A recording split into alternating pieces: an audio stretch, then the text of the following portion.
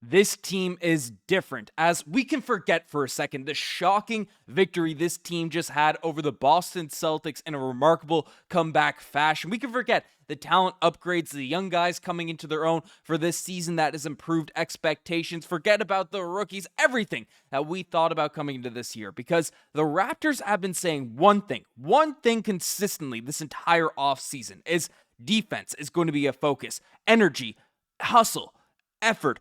This team is holding itself to a higher standard. This team is coming out no matter the deficit, no matter how many starters are out, no matter what's going on.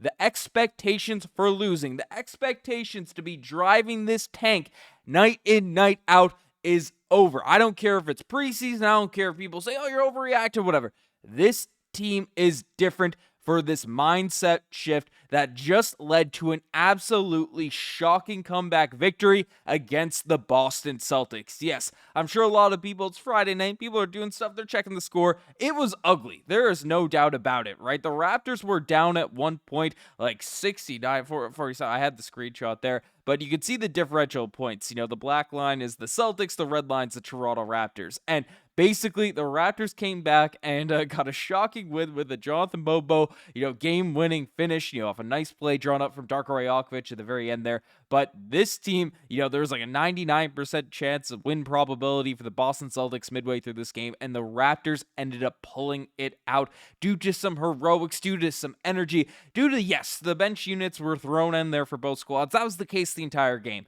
But this team has no quit. This team is locked in, ready to go, and you can feel the difference when things are flowing correctly. Of course, a game like this where, you're losing a big chunk, there were moments where things were ugly. There were some negatives, which I'll discuss in this game, but the fact that they were able to come back, the fact that they did not give up, the fact that things are left out there is a signal to me. Of course, they have to follow through on it. The guys that are going to be playing most of the minutes this season have to follow through on it. But it's a signal to me that this Raptors team, who just got this big victory against the Boston Celtics, they are delivering on the promises that were made this offseason. So that's exactly what we want to see from this Raptors group. And we saw some big moments from guys that are fighting for minutes, fighting for roster spots here tonight, because this game was an opportunity, as the Raptors have 14 players on guaranteed contracts with one spot open left for the regular season rosters. And Darko Rajaković said they're still not sure if they're going to fill it ahead of the season. They're weighing their options. You would think AJ Lawson's the favorite if they decide to sign one more. So a lot of things factored in, a lot of stuff playing for their contracts, playing for these moments here tonight too, which could lead to some elevated expectations, but I'm just overjoyed with this team's ability to come back and not have one of those fake comebacks like they had last year. They actually executed and finished down the stretch. But who played well? Who was getting things out there at this point? And the first guy that is probably most impactful is less speaking to the, the end of game remarkable comeback, but Gradey Dick in this one. Started in this game, of course, the bench with the regular starters out, but had 22 points in the game, 6 rebounds, 1 assist, 1 steal, and just looked solid, steady, was knocking down his three-point shots. And of course, there's a battle going on between, Gradey Dick as well as Jakob Poeltl for some rotation minutes, because of course you have the 5 starters, RJ Barrett, Immanuel Quickley, Scottie Barnes, Brown and Jakob Poeltl, all in the mix, and then Gradey Dick and Jakob Poeltl are fighting for those minutes. And Gradey Dick tonight ended up having, and I'm pressing the wrong buttons here, but Gradey Dick had a phenomenal game, while Jakob Poeltl really wasn't able to knock it down. Played some hustle, had some energy and all that, but, Gradey Dick really with the 22 points, and the Jakob Poeltl with the only 1 point, showing 0 of 8 shooting, and then 4 of 8 from 4 from the 3-point line.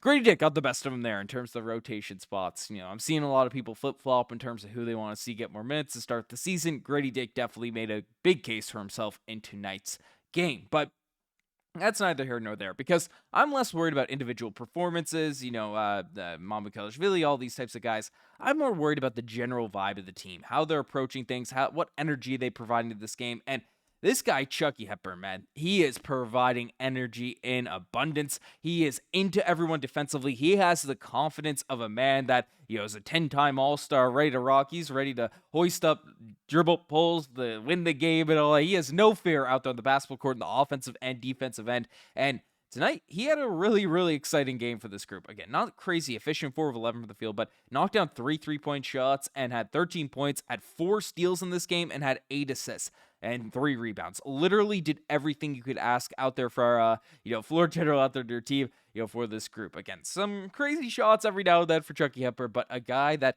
is a spark plug, is a guy that could, have the confidence to run your team and actually make plays happen, which in a game where you are down by a lot, things are getting messy, things are getting bad, you need some players out there on your roster that can just create something out of nothing and have the confidence to get things rolling. And those are the types of guards the Raptors love to have out there on their group. I mean, I've been a huge proponent, a huge advocate of Jamal Shead and his future prospects for this Raptors team. Of course, one of the more elite defenders out there at the guard spot in the entire NBA.